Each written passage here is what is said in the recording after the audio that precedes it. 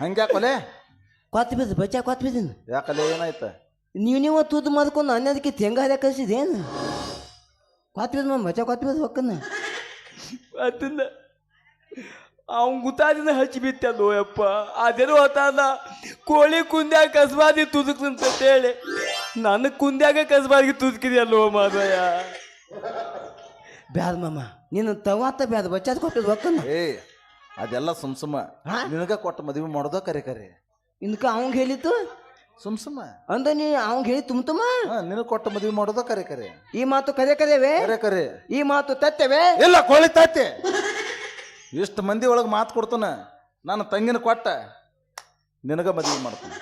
ಮಾಮ ನೆನಪಿತ್ಕೋ, ಇತ್ತು ಮಂದ್ಯಾಗ ಮಾತು ಕೊತ್ತಿಲ್ಲ, ಇತ್ತು ಮಂದ್ಯಾಗ ಮಾತು ಕೊತ್ತಿ ಅಂದದ ನೀ ಇದನ್ನ ಕೊತ್ತ. ಹೊಳ್ಳೆ ಅಲ್ಲೇ ಕೈ ಹಿಡ್ಕೋತಾಳಲ್ಲ ಎಲ್ರಿ ಒಯ್ಯಲ್ಲ ಅವ್ನ ಕರ್ಕೊಂಡು. ಅಲ್ಲ ಇದು 10 ರೂಪಾಯಿ ಇತ್ತಲ್ಲ ಅದಕ್ಕೆ ಕದತ ನೋಡಿ. ಐತೆ ಐತೆ ಅಂದ್ರ ಆ ಗೌರಿ ಹೋಗ್ಯಾನಿಲ್ಲ ಸಹಿ ಮಾಡಿಸೋದು ಮಮ್ಮ ಭಾಳ ಬೆದಿಕಿದ ನಾವು. ಆ ಮಗ ಎಲ್ಲಿ ಹೋಗ್ಯಾನ ಏನ್ ಮಾತ ನೋದೇ ಬಿಡ್ತ ನಾವು.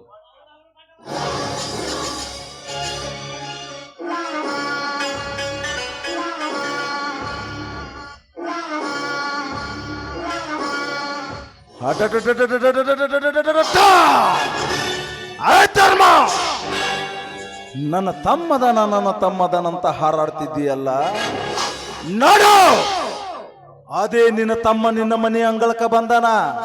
ಆದ್ರೆ ನಿನ್ನ ತಮ್ಮನಾಗಿ ಅಲ್ಲ, ನನ್ನ ಮನೆ ಸಾಕು ನಾಯಿಯಾಗಿ.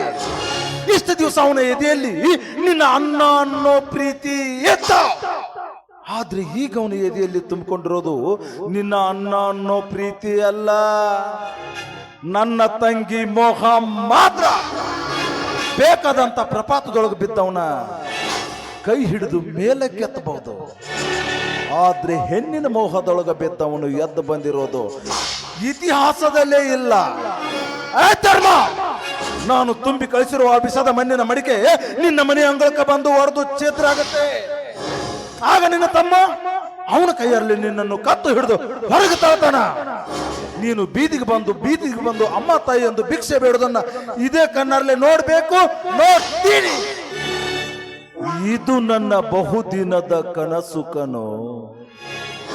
ಚಿತ್ ಮೂರ್ತಿಗಳೇ ಚಿತ್ ಮೇಲಾಗಿ ಮಲಗಿರುವಾಗ ಯಾಕೋ ಚಿತ್ತೊಬ್ಬ ಬಡ ಬಿಕಾರಿ ನನ್ನ ಚಿತ್ ಕರೆಸ್ತಾನ ಅಂದ್ರೆ ನೋಡ್ಕೊಂಡಿರೋದಕ್ಕೆ ನನ್ನ ತಲೆ ಕೆಟ್ಟಿದೀಯ. ಐ ಧರ್ಮ, ಒಂದ್ ರೀತಿ ತಿಕ್ಕಲ್ ನನ್ನ ಮಗ ನಾನು. ಗುಹೆ ಸೇರಿದ್ರೂ ಬಿಡೋದಿಲ್ಲ. ಸವಾಲ್ ತಗೊಳ್ಳವನಲ್ಲ ಕಣೋ ನಾನು, ಸವಾಲ್ ಹಾಕವನು. ಸವಾಲ್ ಅಂತ ಒಮ್ಮೆ ಹಾಕಿದ್ಮೇಲೆ ಸೋಲನ್ನು ಮಾತೇ ಇಲ್ಲ. ಯಾಕಂದ್ರ ನನ್ನ ಕಡೆ ಸೋಲ್ ಅಂದ್ರ ಸಾವಿತಂಗ.